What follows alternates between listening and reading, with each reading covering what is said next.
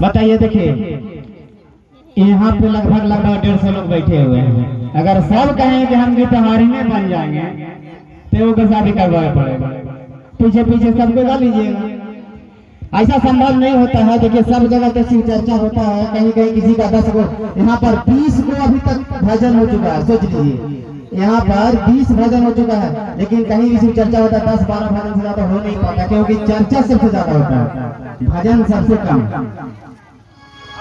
चलिए भजन के कड़ी के एक और ममता देवी गुरु बनना।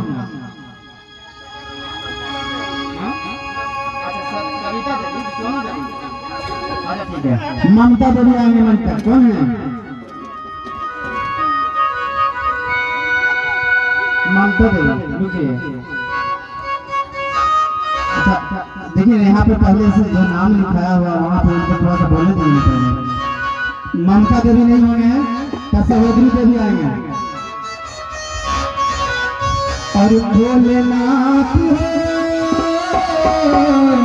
पागल कहे ना जमाना, भोलेनाथ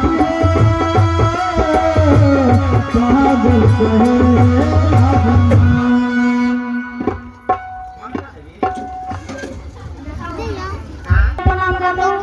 माता भवानी के चरण में प्रणाम करता हूँ। जितने बैठे हैं गुरु भाई गुरु बहनों के चरण में प्रणाम करता हूँ। मेरे प्रणाम स्वीकार है, मेरे प्रणाम स्वीकार।